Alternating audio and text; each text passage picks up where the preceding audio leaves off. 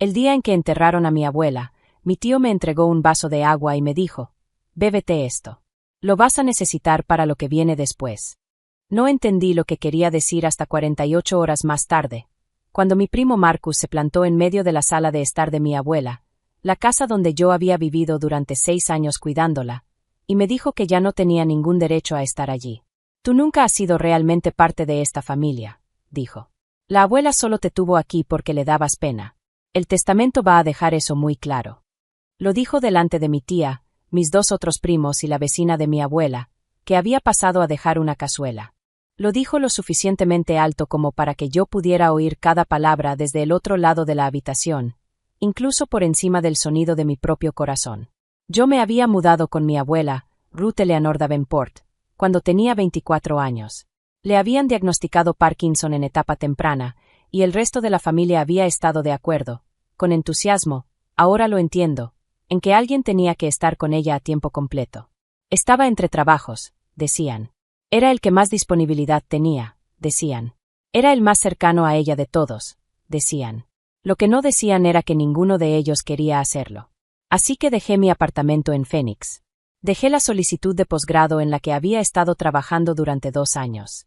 Dejé una relación que no sobrevivía a la distancia, y me mudé a la pequeña casa amarilla en Tucson donde mi abuela había vivido durante 37 años. Durante 6 años fui su cuidador principal. Me encargué de sus medicamentos, la llevé a todas sus citas, aprendí a distinguir sus días buenos de los días difíciles, y me senté a su lado en la mesa de la cocina en las mañanas en que no recordaba en qué año estábamos. Le sostuve la mano durante 2 hospitalizaciones y una cirugía. Le leía cuando sus ojos se cansaban. Aprendí a hacer la receta de su madre de pastel de durazno, porque el olor al hornearse la calmaba como nada más podía hacerlo. Y la amaba. Esa parte nunca fue un sacrificio. Esa parte simplemente era la verdad. Marcus había visitado 6 veces en 6 años. Lo sé porque llevaba un calendario en el refrigerador, y marcaba las visitas porque la abuela siempre me preguntaba al día siguiente si su familia realmente había venido o si lo había soñado. 6 visitas en 6 años. Su madre, mi tía Diane, había venido 9 veces. Mis otros primos, Petra y Joel, habían venido 4 veces en total.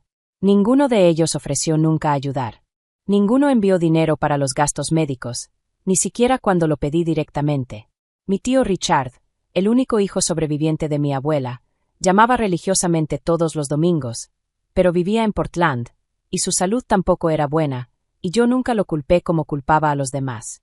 Menciono todo esto no para parecer un santo. Lo menciono porque cuando Marcus estaba en esa sala de estar diciéndome que no tenía derecho a estar allí, necesito que entiendas cómo olían para mí esos 6 años de esa casa. Necesito que entiendas que yo había pintado esas paredes. Había plantado el romero junto a la puerta porque la abuela decía que alejaba las malas energías. Había reemplazado el grifo de la cocina yo mismo después de ver 3 videos tutoriales y llamar a mi tío Richard para apoyo moral. Esa casa no era solo una casa para mí, y Marcus, que había dormido allí exactamente 6 veces, me estaba diciendo que me fuera. El abogado de mi abuela era una mujer llamada Carol Finch, y había programado la lectura del testamento para el viernes siguiente. Marcus me lo informó como si ya supiera lo que decía el testamento.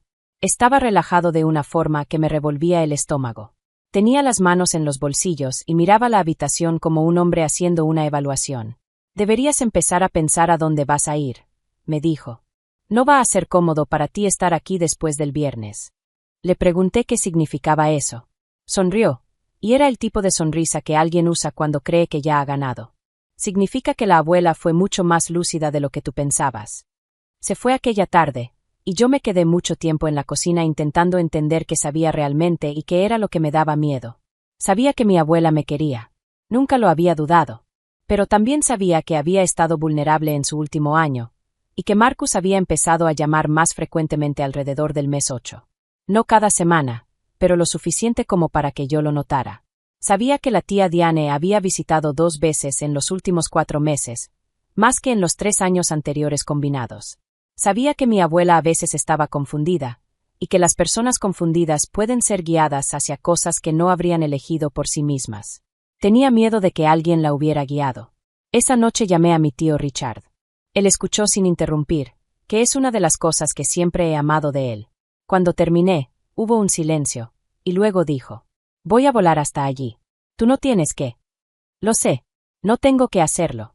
Pero quiero. Y hay algo que necesito decirte en persona. Llegó a la mañana siguiente. Se veía más delgado que la última vez que lo vi, y se movía más despacio, pero sus ojos seguían siendo los mismos, firmes, atentos, como los de mi abuela cuando estaba bien. Nos sentamos en la mesa de la cocina con café, y me contó que 3 meses antes de que mi abuela muriera, ella lo había llamado. Era una tarde de martes. Había tenido un buen día, dijo. Uno de esos días en los que estaba clara, presente, completamente ella misma. Lo había llamado porque estaba preocupada. Le había dicho que Marcus le estaba haciendo preguntas. Sobre el testamento, sobre la casa, sobre si alguna vez había considerado dejar las cosas de forma distinta a como las había planeado. Dejé la taza de café. Ella dijo que él le había dicho que el resto de la, consciente de que ciertos miembros de mi familia están intentando crear, confusión. Ella hizo una pausa. Tomó aire. Mi nieta ha vivido en esta casa durante 6 años. Me ha cuidado cada día sin excepción. Ha renunciado a cosas que sé que no quería renunciar, y nunca, ni una sola vez, me ha hecho sentir una carga, ni siquiera en mis peores días. Otra pausa. Amo a todos mis nietos, pero sé lo que vi. Sé quién estuvo aquí. Y sé quién empezó a aparecer haciendo preguntas solo después de enterarse de que mi salud no iba a mejorar. En la grabación, mi abuela describía con detalle preciso una visita de Marcus en enero, 2 meses antes de que se firmara la enmienda del testamento. Dijo que él le había comentado que su abogada le había insinuado en privado que el testamento era injusto para el resto de los nietos. Dijo que Marcus le aseguró que Carol Finch pensaba que ella estaba siendo manipulada por mí. Dijo que le advirtió que, si no modificaba el testamento, podrían venir impugnaciones legales tras su muerte que arrastrarían a la familia a tribunales durante años. Nada de eso era cierto. Carol lo confirmó de inmediato, con la mandíbula tensa. Firmé la enmienda, dijo mi abuela en la grabación, porque tenía miedo, y no estaba pasando una buena semana, y pensé que estaba protegiendo a todos de una pelea legal. Pero quiero que conste que mis intenciones originales eran correctas, y que fui inducida a cambiarlas bajo información errónea. Miró a la cámara una última vez. Cariño, dijo, y supe que me hablaba a mí. El romero está creciendo maravillosamente. Tuve que salir del despacho de Carol durante 10 minutos. Me quedé en el estacionamiento bajo el sol de noviembre, y me permití llorar. Luego volví a entrar. Carol ya estaba haciendo llamadas. La lectura del viernes no fue lo que Marcus esperaba. Llegó con chaqueta sport. Petra y Joel llegaron juntos, sentándose ligeramente separados de mí, con esa distancia que delataba que ya habían sido informados de lo que venía. La tía Diane se colocó junto a Marcus con una postura cuidadosamente ensayada, como si estuviera actuando. El tío Richard se sentó a mi lado. Carol Finch entró en la sala, dejó una carpeta sobre la mesa y miró directamente a Marcus.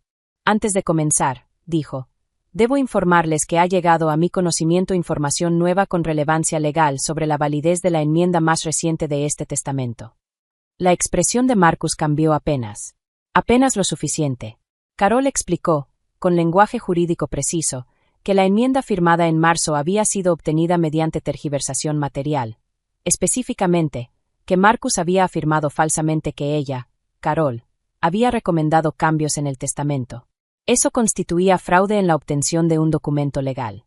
Explicó que eso hacía la enmienda anulable, y que ella estaba preparada para proceder bajo los términos del testamento original, salvo que las partes interesadas quisieran impugnarlo en tribunal de sucesiones.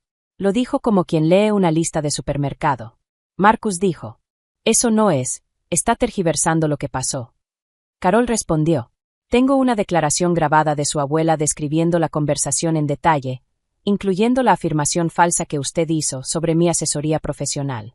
También tengo la fecha y hora corroboradas por registros telefónicos de la línea fija de su abuela. Abrió la carpeta. ¿Desea continuar? No quiso continuar. Su abogado, al que llamó desde el estacionamiento inmediatamente después, también le recomendó no seguir adelante, al menos no sin más preparación.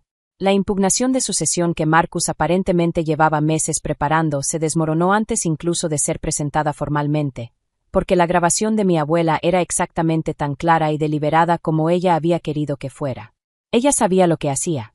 Incluso al final, especialmente al final, la casa pasó a mí. La mayor parte de los bienes financieros también, como estaba previsto originalmente.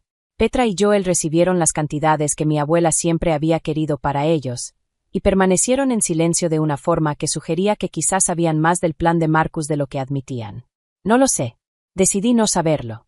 Mi abuela ya no estaba, y gastar su legado en rabia me pareció la peor forma posible de honrarla.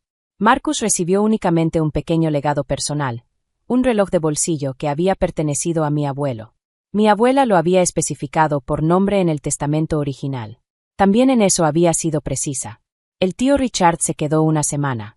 Cocinábamos por las noches, y él me contaba historias de mi abuela joven, antes de la casa, antes de los nietos, cuando era una mujer de 30 y tantos años con toda su vida aún por definirse. Yo no la había conocido así. Escucharla de esa forma fue un regalo. La mañana de su partida, tomamos café en la cocina. Me dijo que debería volver a estudiar. Le dije que había estado pensando lo mismo. Dijo que mi abuela le había dicho 2 años antes que esperaba que lo hiciera cuando llegara el momento adecuado.